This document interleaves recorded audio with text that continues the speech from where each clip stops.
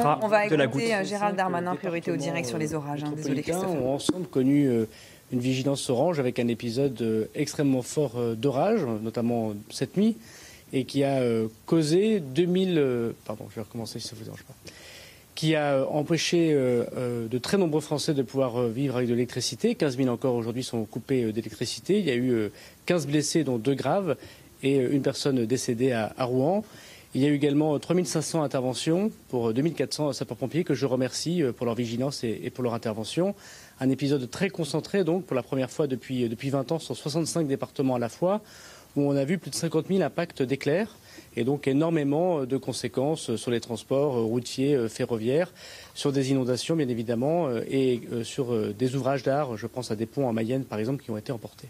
Est-ce que vous pouvez nous en dire plus sur les circonstances du drame pour la victime qui est décédée à Rouen? Et puis il y a 2 autres blessés graves. Est-ce que vous pouvez nous dire quelque chose là-dessus aussi?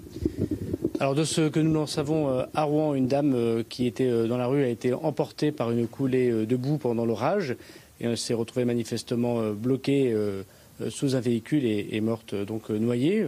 Évidemment, d'autres éléments seront fournis, notamment par le département de la Seine-Maritime. Et puis, notamment sur les 2 blessés graves, il y a une petite fille de 13 ans sur un accident de voie publique dû également à l'orage qui, aujourd'hui, est dans un état critique. Alors, Elisabeth Borne expliquait que le gouvernement serait aux côtés des sinistrés. Très concrètement, qu'est-ce que votre gouvernement peut faire pour aider les victimes, les sinistrés, suite à ces intempéries?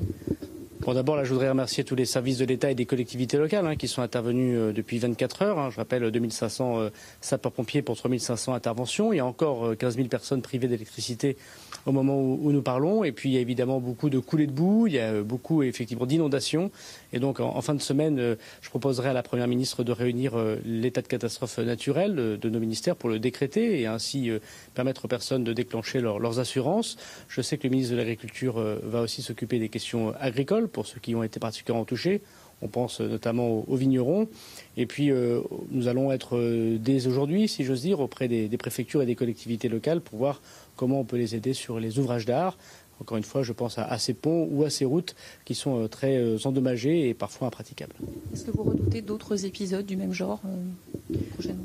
Alors, dès ce matin, la vigilance orange a été levée.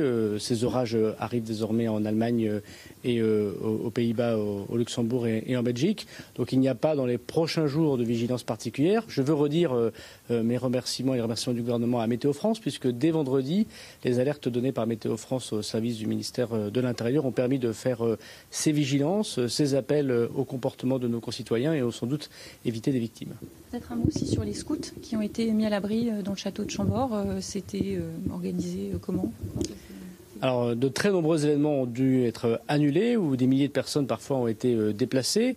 Et puis pour ceux qui se sont fait surprendre par l'orage, c'est le cas effectivement des 30 000 scouts qui étaient rassemblés à Chambord. Je remercie la préfecture et puis l'ensemble des services qui ont pu mettre à l'abri ces dizaines de milliers de jeunes sans qu'il y ait d'incidents particuliers et on n'a pas à déplorer de blessés particulièrement. Concomitamment à cette actualité, il y a aussi eu hier l'agression de l'un de vos anciens collègues du gouvernement, Jean-Michel Blanquer. Est-ce que vous avez un commentaire à faire sur ça? Et par ailleurs, sur les agressions des élus, les chiffres que nous avons étaient sur 11 mois 2021, 1186 élus agressés. Entre janvier de cette année et mai, ils sont déjà 956. Votre gouvernement avait fait passer un message de fermeté. Qu'est-ce que vous pouvez faire en plus pour essayer d'enrayer ce problème? Je n'ai pas de commentaire à faire particulièrement puisque ce matin nous parlions des orages. Merci beaucoup. Voilà pour l'intervention du ministre de l'Intérieur, Gérald Darmanin, en direct de la cellule de crise à Beauvau, qui a donc, Anne-Chloé, fait un certain nombre, qui nous a délivré un certain nombre d'informations sur ce qui s'est passé, ces fameux orages, ces orages violents qui ont traversé la France. La première fois depuis 20 ans que 60 départements sont concernés par de tels orages, de telles intempéries.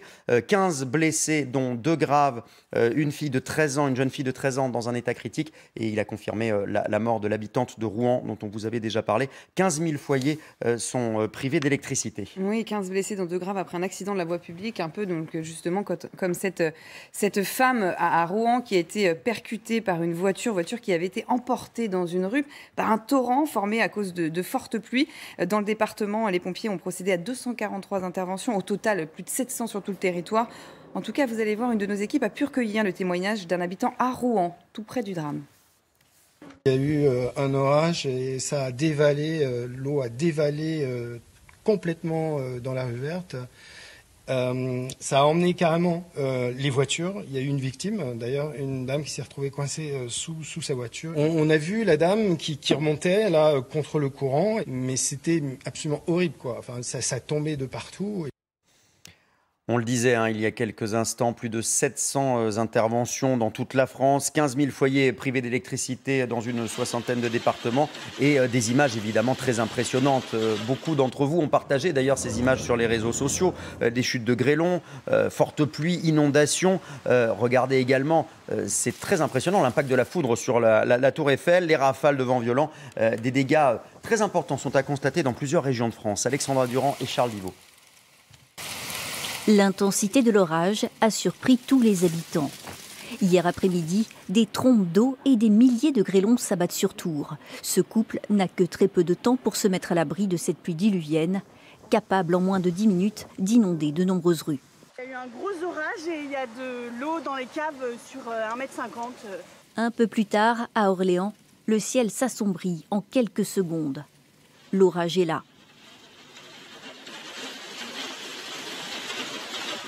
Peu de dégâts, mais des routes bloquées comme ici la RN10, recouverte de grêle, impossible pour les véhicules d'avancer. Tout comme en Normandie, ou à Bayeux, la route principale est sous l'eau. Les pompiers ont dû multiplier les interventions. Beaucoup de commerces ont été inondés. C'est le cas de ce bar. Et voilà ce que ça donne, il y a à peu près entre 5 et 10 cm un peu partout. Voilà, après on peut rien faire. Obligé de fermer, c'est dommage si je veux. J'ai demandé aux copains restaurateurs pour stocker tout ce qui est viande, produits frais, tout ça. À Paris, l'orage aura tout de même offert une photo spectaculaire, la tour Eiffel touchée par la foudre. Et puis, impressionnant. Oui. Voilà, oui, c'est vrai que c'est assez impressionnant. C'est la fin de la vigilance orange en tout cas. Sachez Christophe et vous tous qu'elle a été levée. Ça signifie la fin de cet épisode orageux. Les derniers orages sont passés et ont été évacués vers l'est du pays. D'ailleurs,